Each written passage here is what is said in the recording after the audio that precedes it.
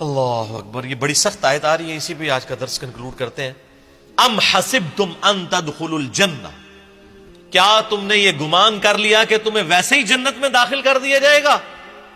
وَلَمَّا يَأْتِكُمْ مَثَلُ الَّذِينَ خَلَوْا مِن قَبْلِكُمْ، حالانکہ ابھی تو تم پر وہ حالات و واقعات گزرے ہی نہیں ہیں جو تم سے اگلے لوگ جو گزر چکے اہل ایمان ان پہ آئے تھے. اب ظاہر ہے کہ پس منظر میں اب آپ ذہن میں رکھیے گا، ابھی تو قتال والا معاملہ شروع نہیں ہوا، ابھی تو چند ایک لوگوں نے تکلیفیں اٹھائی ہیں نا، ابھی تو آگے ایک جنگوں والی زندگی ہے جس کے لیے پوری زندگی انہوں نے اسی تکلیف کے اندر کاٹنی تھی. تو اللہ تعالیٰ نے پہلے ذہنی طور پہ تیار کیا کہ ابھی تو تم پہ وہ تکلیفیں نہیں آئی ہیں جو اگلے انبیاء کے ماننے والوں پہ آتی تھی، ابھی تو عشر شیر بھی اس کا تمہیں نہیں آیا. مستہم البأساء، انہیں پہنچی سختی، والضراء، اور مصیبت، والزلزلوا، اور وہ لرز اٹھے، یعنی کیا کچھ نہیں ان کے ساتھ کیا گیا. حتی یقول الرسول والذین آمنوا معہ، یہاں تک کہ زمانے کا رسول اور اس کے ساتھی اہل ایمان وہ بھی پکار اٹھے، متی نصر اللہ، اللہ کی مدد کب آئے گی. اتنی تکلیفوں سے گزرے کہ انہوں نے کہا یا اللہ اتنا تو نے آزمایا ہے، تیری مدد کب آئے گی. الا ان نصر اللہ قریب، آگاہ ہو جاؤ اللہ کی مدد قریب ہے. یعنی قریب اس وقت ہوتی ہے جب تھریشولڈ پوائنٹ پہ پہنچ جائے. خیر یہ صحابہ کرام اس پھر چیز میں کامیاب ہوئے ہیں. یہ جو زلزلو والا لفظ ہے یہی سورۃ الاحزاب میں غزوہ خندق کے موقع پر اللہ نے فرمایا کہ کلیجہ منہ کو آ گیا تھا اور ان کو ہلا کے رکھ دیا اہل ایمان کو، اور اللہ نے ان کی ازمائش کی اور یہ پورے اترے. آج کل تو آپ تصور نہ کریں، آج کل تو آپ جناب اے سی والے کمرے میں سبحان اللہ و بحمدی کی فضیلت، ایک دفعہ دروشی پڑھنے پہ 10 رحمتیں، 10 گناہ معاف، یہ آپ کروا لیں. اے تو بھائی زندگی اور ہے، یہ خدائی کوئی اور ہے، یہ کتابوں کا خدا ہے. صحیح بخاری میں حدیث ہے، اسی طرح کی آیات سورۃ العنکبوت کے شروع میں بھی آتی ہیں، بلکہ وہ اس کے ساتھ کور کر لیں. سورۃ العنکبوت نکالیں نا جی، پارہ نمبر 20 کے اندر شروع ہوتی ہے. آپ کے اس قرآن میں 397 نمبر پیج ہے. اعوذ باللہ من الشیطان الرجیم، بسم اللہ الرحمن الرحیم، الف لام میم، احسب الناس ان یترکوا ان یقولوا آمنا، کیا لوگوں نے یہ گمان کر لیا ہے کہ ہم لوگوں کو صرف اس بات پہ چھوڑ دیں گے کہ وہ کہیں جی ہم ایمان لاتے ہیں، نہیں مسلمان ہوتے ہیں، نہیں 5 وقت نماز پڑھیں گے، 100 دفعہ درود شریف روزانہ پڑھیں گے، تسبیح فاطمہ بھی پڑھ لیں گے. نہ ادھر نہیں کم. وہم لا یفتنون، اور انہیں آزمایا نہیں جائے گا. وَلَقَدْ فَتَنَّ الَّذِينَ مِن قَبْلِهِمْ، بے شک اللہ تعالیٰ نے ضرور آزمایا تھا ان سے پہلے لوگوں کو بھی.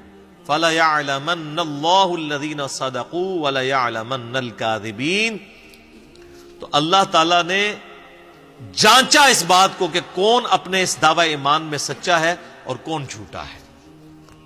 صحیح بخاری میں حدیث ہے، جب صحابہ کرام کو تکلیفیں پہنچ رہی تھی مکی دور کے اندر بھی، مدینے میں بھی ظاہر ہے مفلسی کی زندگی تھی، تو کچھ صحابہ نے آ کے کہا یا رسول اللہ یہ کب تک آزمائش کا سلسلہ جاری رہے گا؟ تو نبی علیہ السلام فرمایا کہ تمہیں تو ابھی آزمایا نہیں گیا. اگلے زمانوں میں تو لوگوں کو زمین میں گڑھا کھود کے کھڑا کر دیا جاتا تھا، صرف سر بار رکھا جاتا تھا اور ان کے سر پہ آرا رکھا جاتا تھا کہ ایمان چھوڑ دو، حتیٰ کہ ان کے 2 ٹکڑے کر دیے جاتے تھے. یہ سر بخاری شریف ہے، یہ کوئی کہانی شریف نہیں ہے.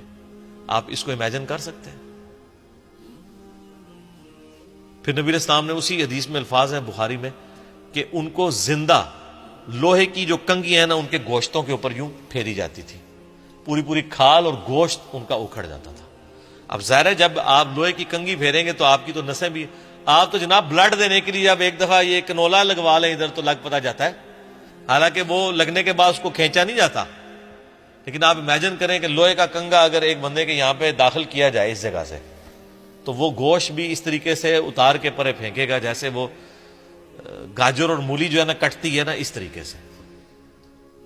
تو نبی علیہ السلام نے کہا کہ ان کو اس لیول کا آزمایا گیا. پھر خیر صحابہ کرام بھی پھر اس آزمائش پہ پورے اترے ہیں.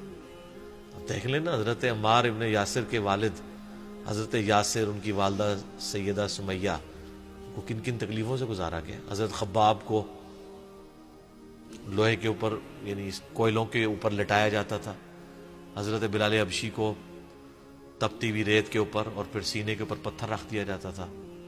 تو یہ ساری تکلیفوں سے ان کو گزرنا پڑا. تو یہ جو لوگ دعویٰ کرتے ہیں نا کہ تیرے ہوتے جنم لیا ہوتا، نبی علیہ السلام کی زیارت کرنے سے کوئی صحابی نہیں یہ بن گئے ہوئے، صرف انہوں نے جو تکلیفیں کاٹی ہیں وہ ہم لوگ امیجن بھی نہیں کر سکتے.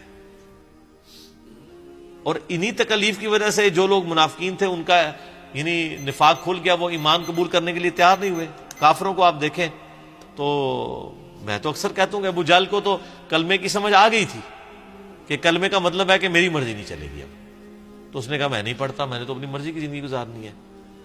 واللہ اگر اسے یہ پاکستان کے شناختی کارڈ والی آفر دی جاتی نا کہ صرف کلمہ پڑھ لے، باقی جو مرضی کر، کوئی مسئلہ نہیں، اپنی مرضی زندگی گزار، تو اس نے آفر قبول کر لینی تھی. اور اسی چیز کو منافقت کہا جاتا ہے. اس لیے آپ دیکھیں گے قرآن میں اللہ تعالیٰ کا غصہ اگر 10% ہے نا کافروں کے اوپر، تو 100% منافقین کے اوپر ہے. حتیٰ کہ سورہ نساء میں 80 سے زیادہ آیات منافقین کے اوپر آئیں گی. اور اس کا کلائمیکس ہے وہ اللہ تعالیٰ ماتا ہے کہ منافقین دوزخ کی سب سے نچلی گھاٹی کے اندر ہے، کافروں سے بھی نچلی گھاٹی میں.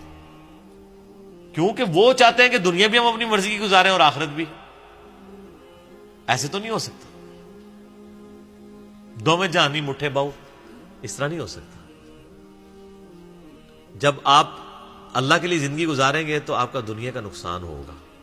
اور اگر آپ کا دنیا کا نقصان نہیں ہو رہا، ہر چیز بڑی ہیپی ہیپی چل رہی ہے، بلکہ جب سے دین پہ چلے ہیں تو اللہ کا فضل و کرم ہی ہو گیا، تو یہ سمجھ لیں آپ دین کے اوپر کو نہیں چل رہے. ٹھیک ہے، ایسا ہوتا نہیں ہے، کیونکہ اللہ نے تو انبیاء کو نہیں اور صحابہ کو اور اہل بیت کو آزمائش کے بغیر نہیں چھوڑا، تو باقی لوگ کیا ہیں؟ اچھا یہاں مرضی کی زندگی گزارتے ہیں، اور جب ہم آزمائشوں کی بات کرتے ہیں وہ کہتے ہیں نہیں جی وہ تو ہستی بڑی اونچی تھی نا، ہم تو اس قابل ہی نہیں ہیں. اچھا تو ان کو کہ پھر آپ پھر جنت کے بھی قابل نہیں ہیں، نہیں کہیں گے نہیں جنت میں پڑوس انہی ہستیوں کا مل جائے. ایسے تو نہیں ہو سکتا نا سر. کہ لوگوں کی خواہش نہیں ہے کہ صحابہ کا، اہل بیت کا، انبیاء کا پڑوس ملے، اور دوسری طرف آزمائش کی بات کرے کہتے ہیں ہم تو اس قابل ہی نہیں ہے، اللہ ہمیں آزمائی نا. یہ تو اس طریقے سے ہے کہ یا اللہ ہم پیپر دینے کے قابل نہیں ہیں، ہمیں بغیر پیپر کے ہمارا میرٹ بن جائے. جس طرح آج کل وہ کہہ رہے ہیں جی کرونا کی وجہ سے جو ہے وہ پچھلے سال جتنے نمبر تھے اسی پرسنٹیج کے حساب سے نمبر دے کے تو اگلی کلاس میں کر دیں گے. یہ کتنا بڑا دھوکہ دے رہے ہیں. اس طریقے سے بچوں کے ساتھ کتنی بڑی دشمنی کر رہے ہیں. اس کی بجائے تو اسی کلاس کو ریپیٹ کروا لیں، وہ بہتر ہے.